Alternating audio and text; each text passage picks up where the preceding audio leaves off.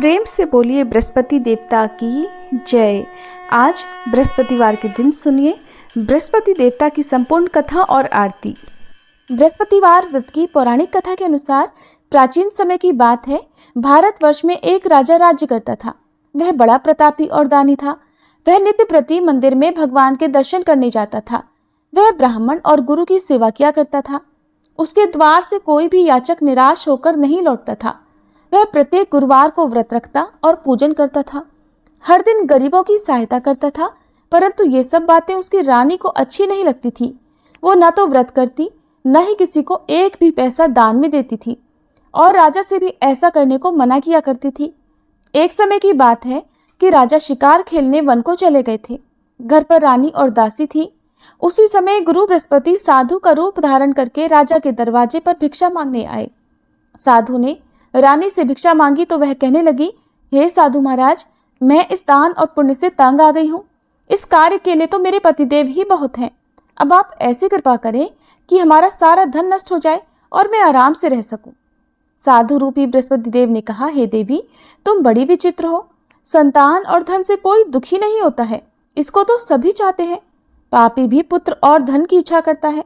अगर तुम्हारे पास धन अधिक है तो भूखे मनुष्यों को भोजन कराओ, प्याऊ लगवाओ, ब्राह्मणों को दान दो, धर्मशालाएं बनवाओ, कुआं, तालाब, बावड़ी, बाग, बगीचे आदि का निर्माण कराओ तथा निर्धनों की कुंवारी कन्याओं का विवाह कराओ और यज्ञ आदि करो।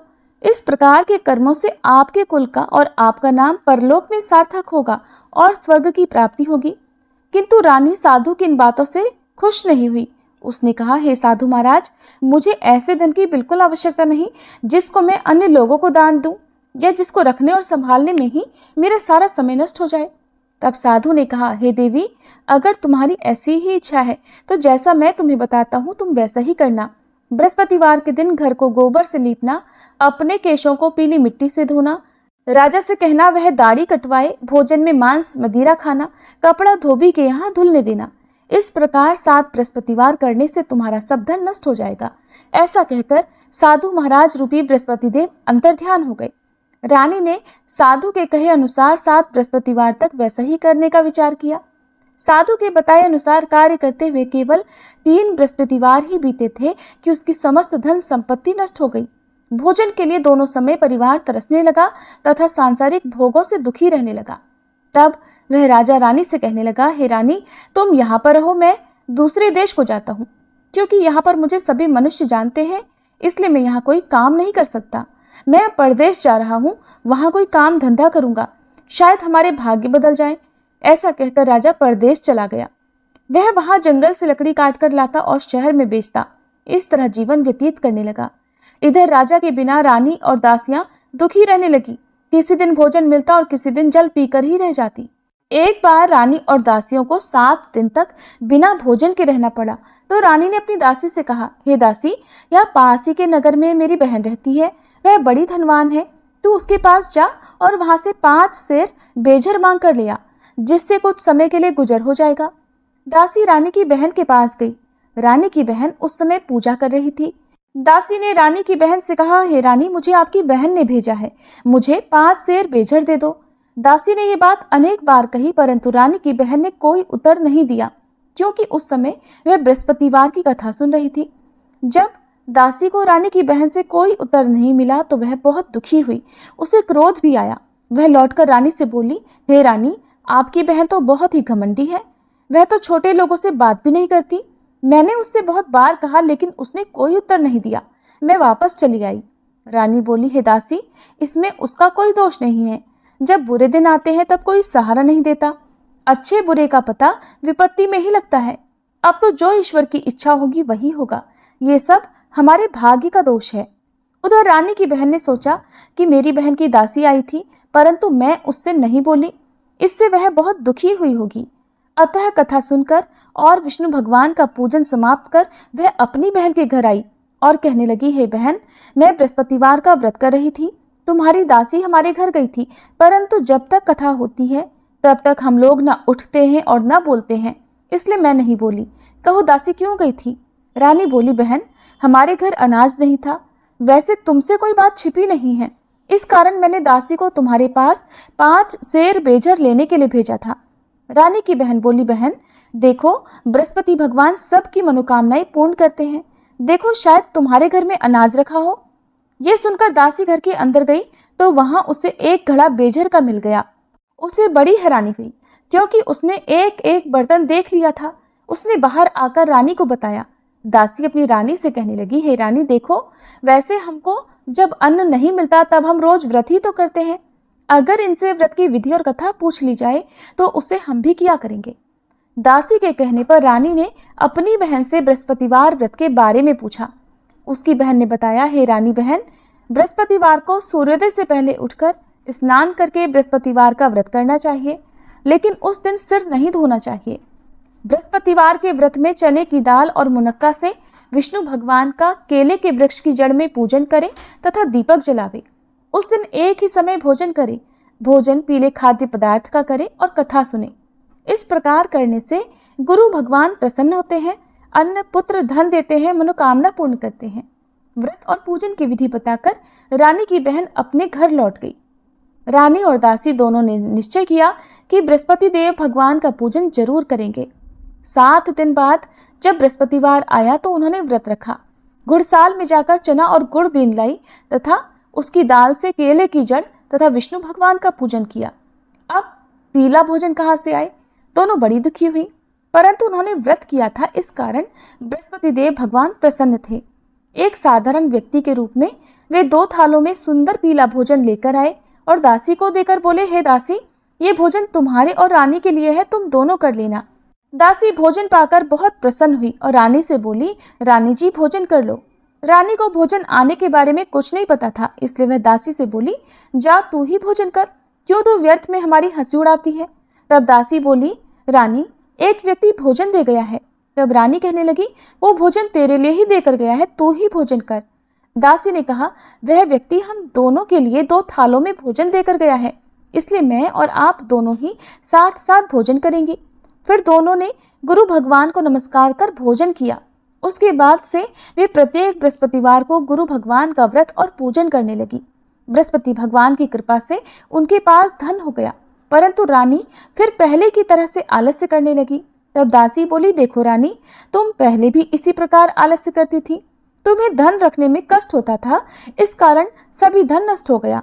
अब गुरु भगवान की कृपा से धन मिला है तो तुम्हें फिर आलस्य होता है। बड़ी मुसीबतों के बाद हमने ये धन पाया है, इसलिए हमें दान पुण्य करना चाहिए। तुम भूखे मनुष्यों को भोजन कराओ, प्याऊ लगवाओ, ब्राह्मणों को दान दो, कुआं, तालाब, बावड़ी आदि का निर्माण करवाओ, मंदिर पाठशाला बनवाकर दान दो, कुंवारी कन्याओं का विवाह करवाओ, धन को शुभ कार्यों में खर्च करो, जिससे तुम्हारे कुल का यश बढ़े और स्वर्ग प्राप्त हो और पितर भी प्रसन्न हो। दासी की बात मानकर रानी ने इसी प्रकार के कर्म करने प्रारंभ कर दिए, जिससे उनका काफी यश फैलने लगा। एक दिन रानी और दासी आपस में विचार करने लगी कि न जाने राजा किस दशा में होंगे, उनकी कोई खोज खबर नहीं है। उन्होंने बृहस्पति देव से प्रार्थना की और तब भगवान ने रात्रि में राजा को स्वप्न में कहा, हे राजा उठ, तेरी रानी तुझको याद करती है, अब अपने देश को वापस लौट जा। राजा प्रातःकाल उठकर जंगल से लकड़ियां काट कर लाने के लिए जंगल की ओर चल पड़ा। जंगल से गुजरते हुए वह सोचने लगा, रानी की गलती से उसे कितने दुख भोगने पड़े। राजपाट छोड़कर उसे जंगल में आकर रहना पड़ा। जंगल से लकड़ियां काटकर उन्हें बेचकर गुजारा करना पड़ा। उसी समय उस जंगल में बृहस्पति देव एक साधु का रूप धारण करके आए और राजा के पास आकर बोले, हे लकड़हारे, तुम इस सुनसान जंगल में किस चिंता में बैठे हो, मुझे बतलाओ। ये सुनकर राजा की आंखों में आंसू भर आए और साधु की वंदना करके वह बोला, हे प्रभु, आप सब कुछ जानने वाले हैं। ऐसा कहकर राजा ने साधु को अपनी संपूर्ण कथा सुना दी। महात्मा दयालु होते हैं। वे राजा से बोले, हे राजा, तुम्हारी पत्नी ने बृहस्पति देव के प्रति अपराध किया था, जिसके कारण तुम्हारी ये दशा हुई। अब तुम किसी प्रकार की चिंता मत करो, भगवान तुम्हें पहले से अधिक धन देंगे। देखो, तुम्हारी पत्नी ने बृहस्पतिवार का व्रत करना प्रारंभ कर दिया है। अब तुम भी बृहस्पतिवार का व्रत करके चने की दाल और गुड़ जल के लोटे में डालकर केले का पूजन करो, फिर कथा कहो या सुनो, भगवान तुम्हारी सब मनोकामनाओं को पूर्ण करेंगे। साधु को प्रसन्न देखकर राजा बोला, हे प्रभु, मुझे लकड़ी बेचकर इतना पैसा नहीं मिलता जिससे भोजन करने के उपरांत कुछ बचा सकूं। और मैंने रात्रि में अपनी रानी को व्याकुल देखा है। मेरे पास कोई साधन नहीं जिससे समाचार जान सकूं। फिर मैं बृहस्पति देव की क्या कहानी कहूं? मुझे तो कुछ भी नहीं मालूम है। साधु ने कहा, हे राजा, तुम किसी बात की चिंता मत करो। बृहस्पतिवार के दिन तुम रोजाना की तरह लकड़ियां लेकर शहर में जाओ। तुम्हें रोज से 2 गुना धन प्राप्त होगा, जिससे तुम भलीभांति भोजन कर लोगे और बृहस्पति देव की पूजा का सामान भी आ जाएगा। बृहस्पतिवार की कथा इस प्रकार है। प्राचीन काल में एक बहुत ही निर्धन ब्राह्मण था। उसकी कोई संतान नहीं थी। वह नित्य पूजा पाठ करता, परंतु उसकी पत्नी बहुत मलिनता के साथ रहती थी। वो न तो स्नान करती और न किसी देवता का पूजन करती थी। प्रातःकाल उठते ही सबसे पहले भोजन करती, बाद में कोई अन्य कार्य करती। ब्राह्मण देवता बहुत दुखी रहते थे। पत्नी को बहुत समझाते, किंतु कोई परिणाम नहीं निकलता। भगवान की कृपा से ब्राह्मण की पत्नी के कन्या उत्पन्न हुई। वह कन्या अपने पिता के घर में बड़ी होने लगी। वह बालिका प्रातः स्नान करके भगवान विष्णु का जप करती। वह बचपन से ही बृहस्पतिवार का व्रत भी करने लगी थी। पूजा पाठ समाप्त कर स्कूल जाती तो अपनी मुट्ठी में जौ भरकर ले जाती और पाठशाला जाने के मार्ग में डालती जाती। वही जौ सोने के हो जाते तो लौटते समय उनको बीनकर घर ले आती। एक दिन वह बालिका सूप में उन सोने के जौ को फटककर साफ कर रही थी। तभी उसकी माँ ने देख लिया और कहने लगी, हे बेटी, सोने के जौ को फटकने के लिए सोने का सूप होना चाहिए। दूसरे दिन गुरुवार था। उस कन्या ने व्रत रखा और बृहस्पति देव से प्रार्थना करके कहा, हे प्रभु, यदि मैंने सच्चे मन से आपकी पूजा की हो तो मुझे सोने का सूप दे दो। बृहस्पति देव ने उसकी प्रार्थना स्वीकार कर ली। रोजाना की तरह वह कन्या जौ फैलाती भी पाठशाला चली गई। पाठशाला से लौटकर जब वह जौ बीन रही थी तो बृहस्पति देव की कृपा से उसे सोने का सूप मिला। उसे वह घर ले आई और उससे जौ साफ करने लगी, परंतु उसकी माँ का वही ढंग रहा। एक दिन की बात है, वह कन्या सोने के सूप में जौ साफ कर रही थी। उस समय उस नगर का राजकुमार वहां से होकर निकला। इस कन्या के रूप और सोने के सूप में जौ को साफ करते देखकर वह उस कन्या पर मोहित हो गया। राजमहल आकर वह भोजन तथा जल त्याग कर उदास होकर लेट गया। राजा को जब राजकुमार द्वारा अन्न जल त्यागने का समाचार मिला तो अपने मंत्रियों के साथ वह अपने पुत्र के पास आया और बोले, हे बेटा, तुम्हें किस बात का कष्ट है? किसी ने अपमान किया है अथवा कोई और कारण है? मुझे बताओ, मैं वही करूंगा जिससे तुम्हें प्रसन्नता हो। तब राजकुमार ने अपने पिता की बातें सुनी और बोला, मुझे आपकी कृपा से किसी बात का दुख नहीं है। किसी ने मेरा अपमान नहीं किया है, परंतु मैं उस लड़की के साथ विवाह करना चाहता हूँ जो सोने के सूप में जौ साफ कर रही थी। ये सुनकर राजा आश्चर्य में पड़ गया और बोला, हे बेटा, इस तरह की कन्या का पता तुम ही लगाओ। मैं उसके साथ तुम्हारा विवाह अवश्य ही करवा दूंगा। राजकुमार ने राजा को उस लड़की के घर का पता बतलाया। मंत्री उस लड़की के घर गया और राजा का आदेश ब्राह्मण को सुनाया। कुछ ही दिन बाद ब्राह्मण की कन्या का विवाह राजकुमार के साथ संपन्न हो गया। कन्या के घर से जाते ही उस ब्राह्मण देवता के घर में पहले की तरह गरीबी का वास हो गया। अब भोजन के लिए भी अन्न बड़ी मुश्किल से मिलता था। एक दिन दुखी होकर ब्राह्मण अपनी पुत्री से मिलने गया। बेटी ने पिता की दुखी अवस्था को देखा और अपनी माँ का समाचार पूछा। ब्राह्मण देवता ने सभी हाल कह सुनाया। तब कन्या ने बहुत सारा धन देकर अपने पिता को विदा कर दिया। इस तरह ब्राह्मण का कुछ समय सुखपूर्वक बीता, लेकिन कुछ दिन बाद फिर वही हाल हो गया। ब्राह्मण फिर अपनी कन्या के यहाँ गया और सभी हाल कहा तो पुत्री कहने लगी, हे पिताजी, आप माताजी को यहाँ लिवा लाओ, मैं उन्हें वह विधि बता दूंगी जिससे गरीबी दूर हो जाए। अब ब्राह्मण देवता अपनी पत्नी को साथ लेकर अपनी पुत्री के पास राजमहल में पहुंचे तो पुत्री अपनी माँ को समझाने लगी, हे माँ, तुम प्रातःकाल उठकर प्रथम स्नान आदि करके विष्णु भगवान का पूजन करो तो सब दरिद्रता दूर हो जाएगी। परंतु उसकी माँ ने उसकी एक बात नहीं मानी। वह प्रातःकाल उठकर अपनी पुत्री का बचा जूठन खा लेती थी। एक दिन उसकी पुत्री को बहुत गुस्सा आया। उसने एक रात कोठरी से सारा सामान निकाल दिया और उसमें अपनी माँ को बंद कर दिया। प्रातः उसमें से निकाला और स्नान आदि करा के पूजा पाठ करवाया तो उसकी माँ की बुद्धि ठीक हो गई। इसके बाद वह नियम से पूजा पाठ करती और प्रत्येक बृहस्पतिवार को व्रत करने लगी। इस व्रत के पुण्य प्रभाव से उसकी माँ भी बहुत धनवान हो गई और बृहस्पति देवता के प्रभाव से स्वर्ग को गई। वह ब्राह्मण भी सुखपूर्वक इस लोक का सुख भोग कर स्वर्ग को प्राप्त हुए।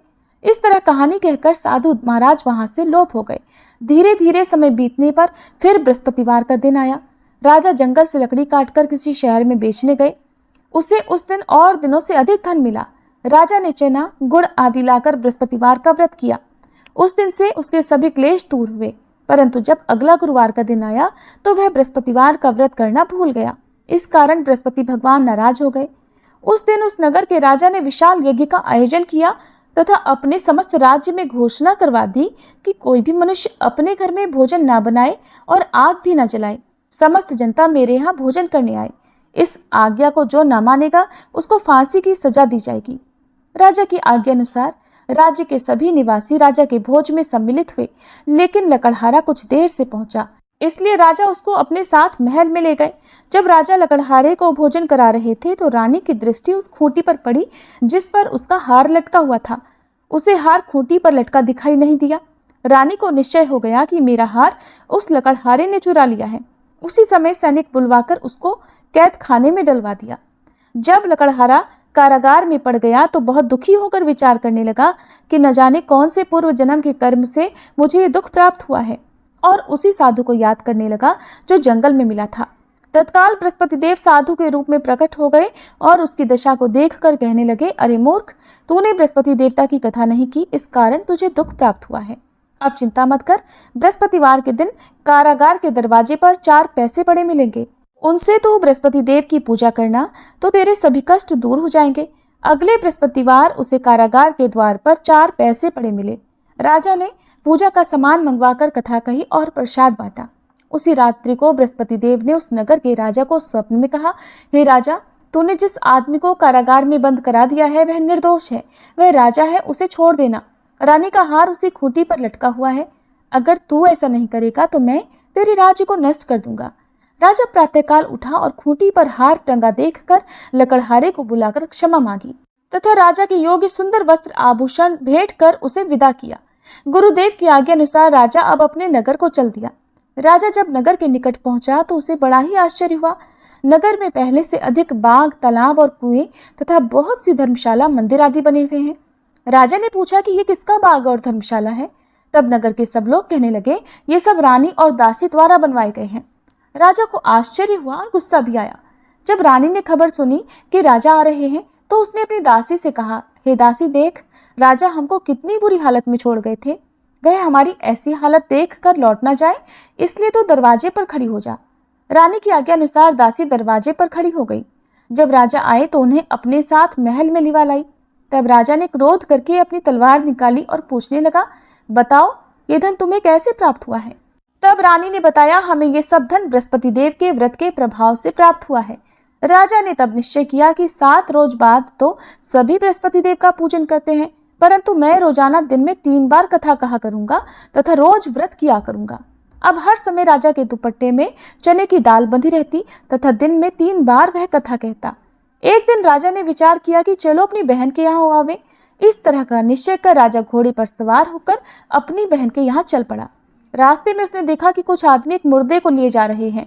उन्हें रोककर राजा कहने लगा, अरे भाइयों, मेरी बृहस्पतिवार की कथा सुन लो। वे बोले, लो, हमारा तो आदमी मर गया है, इसको अपनी कथा की पड़ी है। परंतु कुछ आदमी बोले, अच्छा कहो, हम तुम्हारी कथा भी सुनेंगे। राजा ने दाल निकाली और कथा कहनी शुरू कर दी। जब कथा आधी हुई तो वह मुर्दा हिलने लगा और जब कथा समाप्त हुई तो राम राम करके वह मनुष्य खड़ा हो गया। राजा आगे बढ़ा, उसे चलते चलते शाम हो गई। आगे मार्ग में उसे किसान खेत में हल चलाता मिला। राजा उससे बोला, अरे भैया, तुम मेरी बृहस्पतिवार की कथा सुन लो। किसान बोला, जब तक मैं तेरी कथा सुनूंगा तब तक 4 हरैया जोत लूंगा। जा अपनी कथा किसी और को सुनाना। राजा आगे चलने लगा। राजा के हटते ही बैल पछाड़ खाकर गिर गए तथा किसान के पेट में बहुत जोर से दर्द होने लगा। उसी समय किसान की माँ रोटी लेकर आई। उसने जब ये देखा तो अपने पुत्र से सब हाल पूछा। बेटे ने सभी हाल बता दिया। बुढ़िया दौड़ी दौड़ी उस घुड़सवार के पास गई और उससे बोली, मैं तेरी कथा सुनूंगी, तू अपनी कथा मेरे खेत पर ही चलकर कहना। राजा ने लौटकर बुढ़िया के खेत पर जाकर कथा कही, जिसके सुनते ही बैल खड़े हो गए और किसान के पेट का दर्द भी बंद हो गया। अब राजा अपनी बहन के घर पहुंच गया। बहन ने भाई की खूब मेहमानी की। दूसरे दिन प्रातःकाल राजा जगा तो देखने लगा कि सब लोग भोजन कर रहे हैं। राजा ने अपनी बहन से पूछा कि ऐसा कोई मनुष्य है जिसने भोजन ना किया हो, जो मेरी बृहस्पतिवार की कथा सुन ले? तो बहन बोली, हे भैया, ये देश ऐसा ही है। पहले यहाँ के लोग भोजन करते हैं, बाद में अन्य कोई काम करते हैं। अगर पड़ोस में कोई हो तो देख कर आती हूँ। ऐसा कहकर बहन देखने चली, परंतु उसे कोई भी ऐसा व्यक्ति नहीं मिला जिसने भोजन नहीं किया हो। फिर वह एक कुम्हार के घर गई जिसका लड़का बीमार था। उसे पता चला कि उसके यहाँ 3 दिन से किसी ने भोजन नहीं किया है। रानी ने अपने भाई की कथा सुनने के लिए कुम्हार से कहा तो वह तैयार हो गया। तब राजा ने जाकर बृहस्पतिवार की कथा कही, जिसको सुनकर उसका लड़का ठीक हो गया। अब तो राजा की प्रशंसा होने लगी। एक दिन राजा ने अपनी बहन से कहा, हे बहन, अब मैं अपने घर जाऊंगा, तुम भी तैयार हो जाओ। राजा की बहन ने अपनी सास से अपने भाई के साथ जाने की आज्ञा मांगी तो सास बोली, चली जा, परंतु अपने लड़कों को मत ले जाना, क्योंकि तेरे भाई की कोई संतान नहीं होती है। बहन ने अपने भाई से कहा, हे भैया, मैं तो चलूंगी, परंतु कोई बालक नहीं जाएगा। राजा ने कहा, जब कोई बालक नहीं चलेगा तब तुम भी जाकर क्या करोगी? फिर दुखी मन से राजा अपने नगर को लौट आया। राजा ने अपनी रानी से कहा, हम निसंतान हैं, इसलिए हमारे घर आना कोई पसंद नहीं करता, हम निर्वंशी राजा हैं। ऐसा कहकर वह बिना भोजन आदि किए शैया पर लेट गया। रानी बोली, हे प्रभु, बृहस्पति देव ने हमें सब कुछ दिया है, वे हमें संतान भी अवश्य देंगे। उसी रात बृहस्पति देव ने राजा को स्वप्न में कहा, हे राजा, उठ, सभी सोच त्याग दे, तेरी रानी गर्भ से है। राजा को यह जानकर बड़ी प्रसन्नता हुई। 9वें महीने रानी के गर्भ से एक सुंदर पुत्र पैदा हुआ। जब राजा की बहन ने यह शुभ समाचार सुना तो वह बहुत खुश हुई तथा बधाई लेकर अपने भाई के यहाँ आई। तभी रानी ने कहा, घोड़ा चढ़कर तो नहीं आई, गधा चढ़ी आई। राजा की बहन बोली, भाई, मैं इस प्रकार न कहती तो तुम्हें संतान कैसे मिलती? बृहस्पति देव ऐसे ही हैं, जिसके मन में जो कामनाएं रहती है सभी को पूर्ण करते हैं। जो सद्भावना पूर्वक बृहस्पतिवार का व्रत करता है और कथा पढ़ता है अथवा सुनता है, दूसरों को सुनाता है, बृहस्पति देव उसकी सभी मनोकामनाएं पूर्ण करते हैं।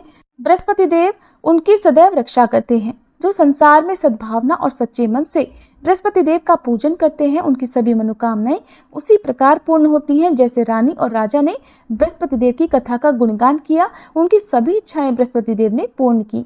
मनुष्य को हृदय से उनका मनन करते हुए जयकार करनी चाहिए। प्रेम से बोलिए, बृहस्पति देवता की जय।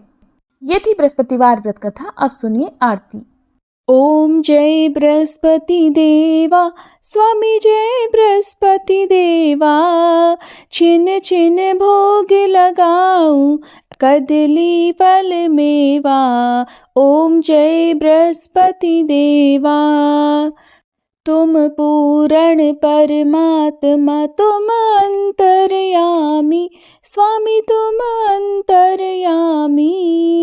जगत पिता जगदीश्वर, जगत पिता जगदीश्वर, तुम सबके स्वामी। ओम जय बृहस्पति देवा, चरणामृत निज निर्मल, सब पातक हरता, स्वामी सब पातक हरता। सकल मनोरथ दायक, सकल मनोरथ दायक, कृपा करो भरता। ओम जय बृहस्पति देवा, तन मन धन अर्पण कर, जो जन शरण पड़े, स्वामी जो जन शरण पड़े। प्रभु प्रकट तब होकर, प्रभु प्रकट तब होकर, आकर द्वार खड़े। ओम जय बृहस्पति देवा, दीन दयाल दयानिधि, भक्तन हितकारी, स्वामी भक्तन हितकारी। पाप दोष सब हरता, पाप दोष सब हरता, भव बंधन हारी। ओम जय बृहस्पति देवा, सकल मनोरथ दायक, सब संशय तारो, स्वामी सब संशय तारो। विषय विकार मिटाओ, विषय विकार मिटाओ, संतन सुखकारी।